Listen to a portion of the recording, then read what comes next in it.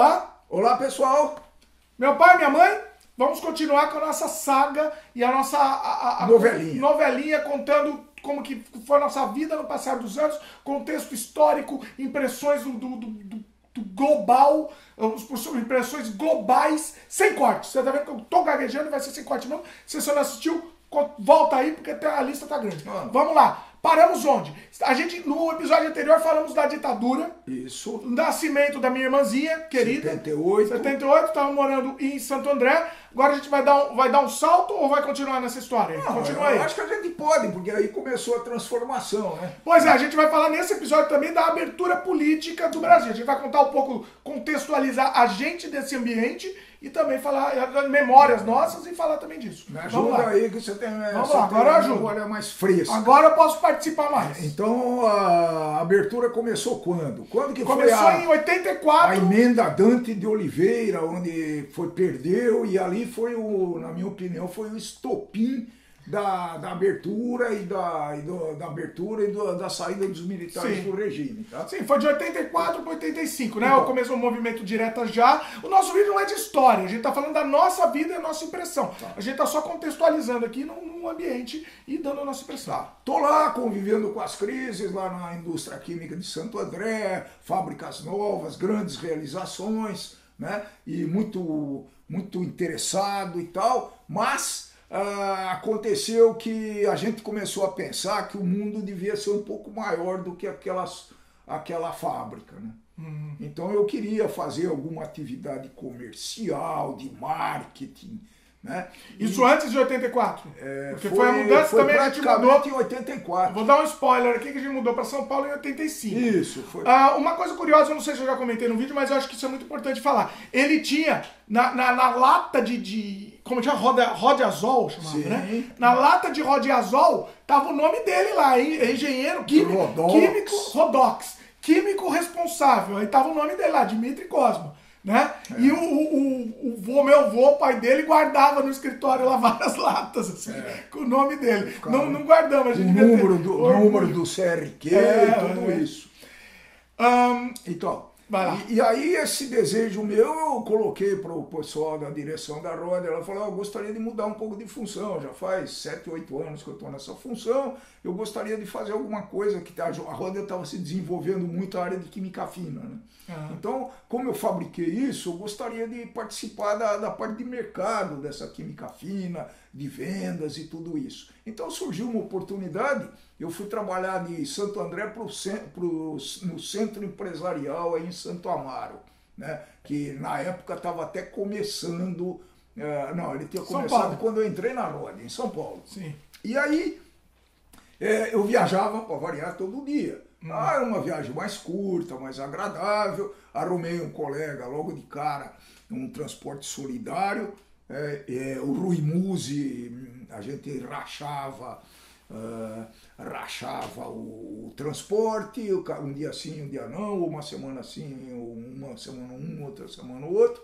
Mas, falei, eu não volto mais para Santo André, não quero. Seja na Roda, seja para empreender, e foi muito interessante. Então aconteceram 2 fatos. Enquanto a gente estava em Santo André ainda, alguns colegas, a gente começou a discutir, poxa, será que a gente não podia montar alguma coisa com o conhecimento que a gente teve, adquiriu nessa empresa, treinamentos. A Roda era uma empresa de ponta, pessoal. Então trabalhar na Roda tinha algumas vantagens absurdas. Né? Não era nem o dinheiro, mas era o que você aprendia. E eu sempre fui muito de conservar o conhecimento, de querer aprender mais, de utilizar aquele conhecimento aprendido. Então, para vocês terem uma ideia, pessoal, entre 77 e 84, 85, teve meses que eu ficava mais tempo em treinamento, fazendo treinamentos específicos de gerenciamento, de ferramentas da qualidade, mais tempo fazendo curso do que trabalhando. Então era um curso de 3, 4 dias. Você fez curso de francês, te fizeram fazer Não fizeram, não. Eu estava em Santo André nessa época e eu falei, poxa, se eu quiser evoluir nessa empresa, que parece que eu estou evoluindo, né? a empresa reconhecia muito nessa época as pessoas, dava aumento além do aumento para compensar a inflação, eles davam aumento, 5% de aumento. Não, você conseguiu um bom resultado, está aqui o dinheirinho. Tinha as festas, a festa de fim de ano. A festa de fim de ano na roda era uma coisa inesquecível, né? Iam o pessoal executivo, mais as esposas, então eram festas muito até para as crianças, também tinha umas festas para criança. Festa para criança tinha no Clube da Ródia, grande Clube da Ródia. Tinha a cooperativa também, né? A cooperativa da Ródia era fantástica. Eles queriam segurar os funcionários nessa época, né? É porque ser engenheiro da Ródia na época era um status muito grande em Santo André, né, pessoal? E então tinha essa cooperativa da Ródia, ela existe até hoje com outro nome, ela mudou o conceito, mas antigamente era assim, ela vendia para os funcionários da Ródia, era o maior supermercado de Santo André, um dos maiores, eu me lembro disso. Então era muito mais barato, porque o fim não era lucrativo, tá certo? No fim dava um lucrinho que eles inclusive devolviam para os cooperados. Olha só. Uma parte desses lucros. E era muito legal, porque você comprava para pagar no mês seguinte. Em termos de inflação, hiperinflação. Era fantástico. Já tinha hiperinflação nessa época, né? Antes da abertura. Já. E era muito interessante. Então eu me lembro que a gente ia fazer compra lá na cooperativa lá de Santo André, era perto de casa. Então, eletrodoméstico não precisava nem pesquisar. Comprava lá que era 30% mais barato. Né? Tinha oficina mecânica dentro da usina. Caramba. Você estacionava o seu carro dentro da usina e você podia falar com o mecânico, olha, tá com um barulhinho nessa roda aqui, dá uma olhada para mim. O mecânico ia, cobrava o número de horas trabalhado, que era padrão, e você já saía com o seu carro arrumado. Né? Bom, enfim, aí você estava pensando em montar a empresa, continuou trabalhando lá, mas montou a empresa e foi para São Paulo. Antes... E tava indo.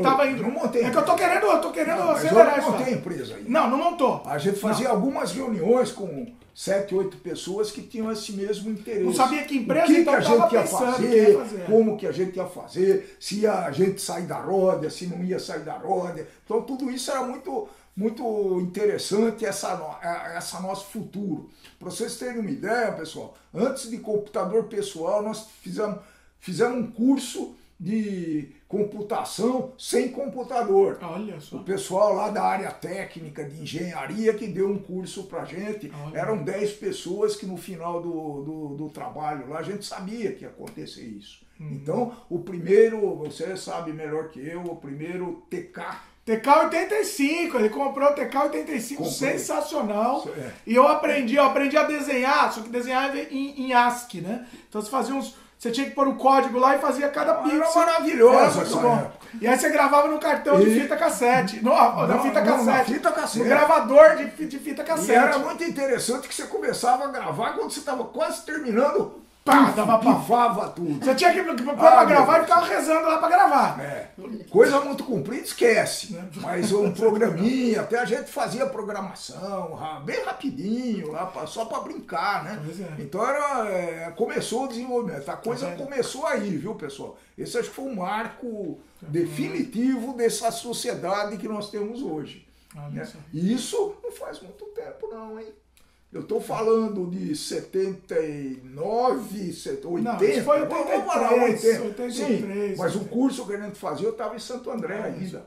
Estava em Santo André. Foi antes de 85. Era cartão perfurado ainda? Era cartão perfurado. Cartão perfurado são os cartões com os furinhos que aí a máquina lia e colocava os dados em cima dos furinhos, como se fosse um disquete, sei lá. E nessa época, pessoal, era a época do Telex.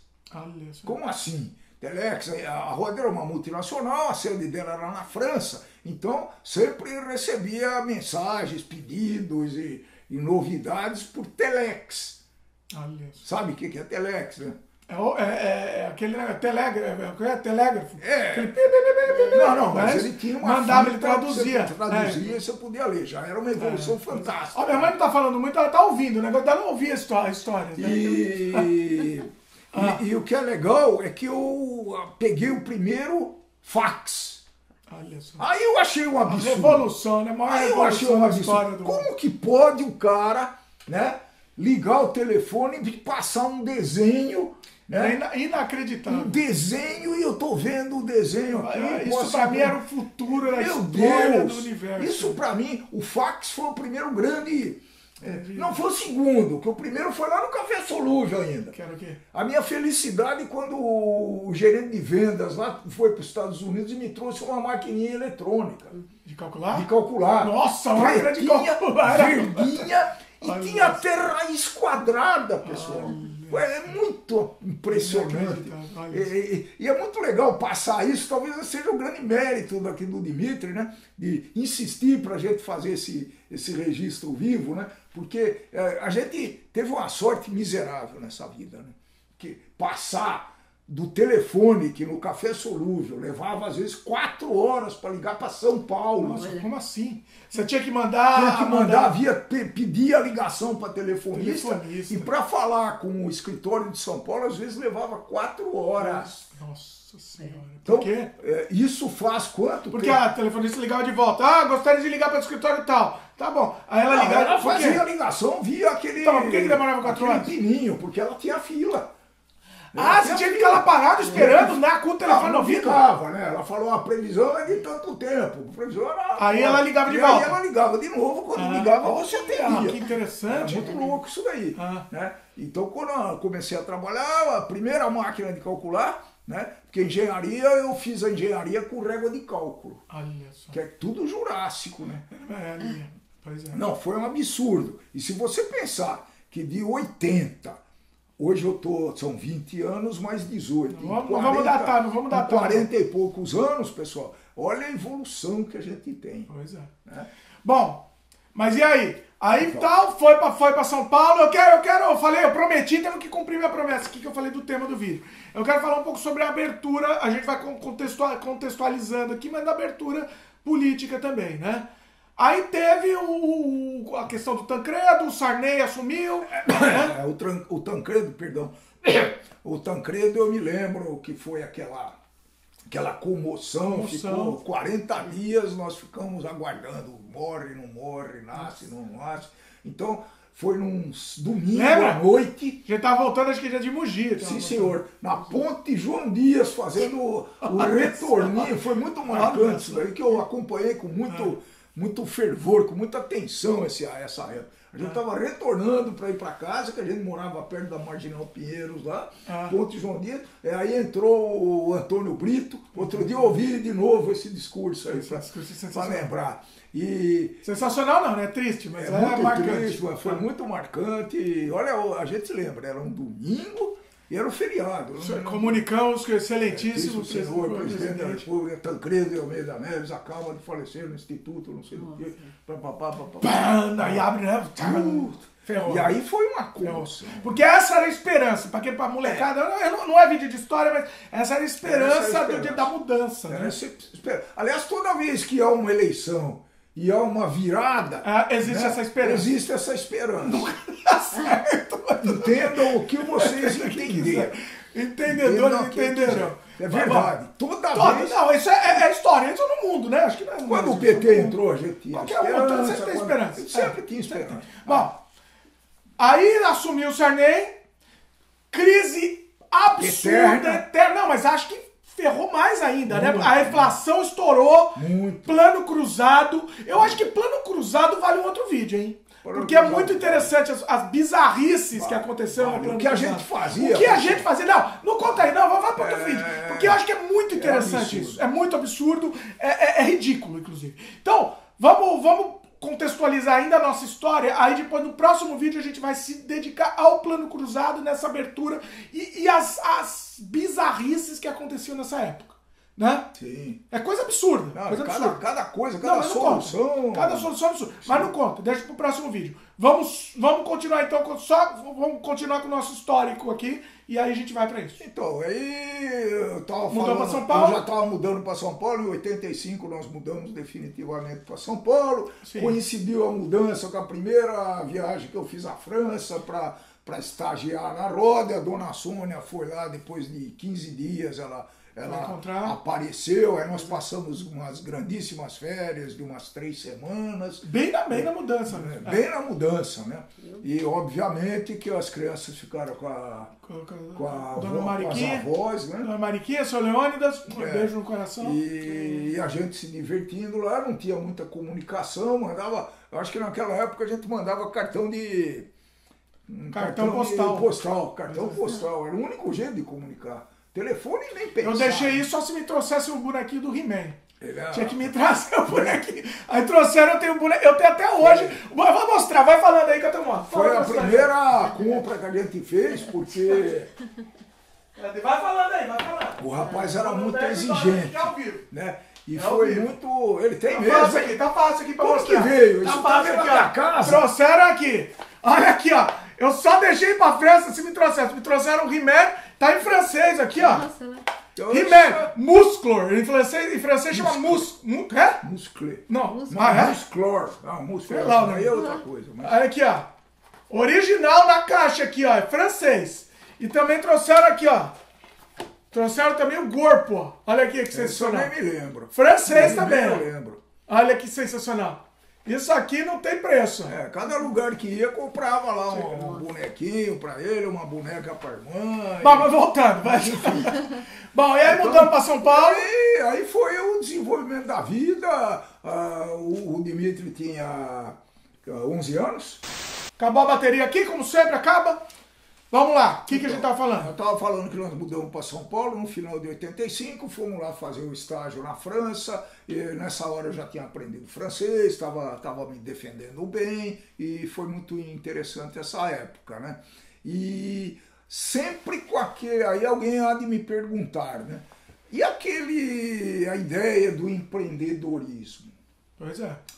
Em São Paulo, pessoal, esse negócio aflorou mais ainda. Porque a situação, as informações que a gente passou a ter eram muito mais profundas, muito mais atuais e relevantes para que a gente montasse alguma coisa.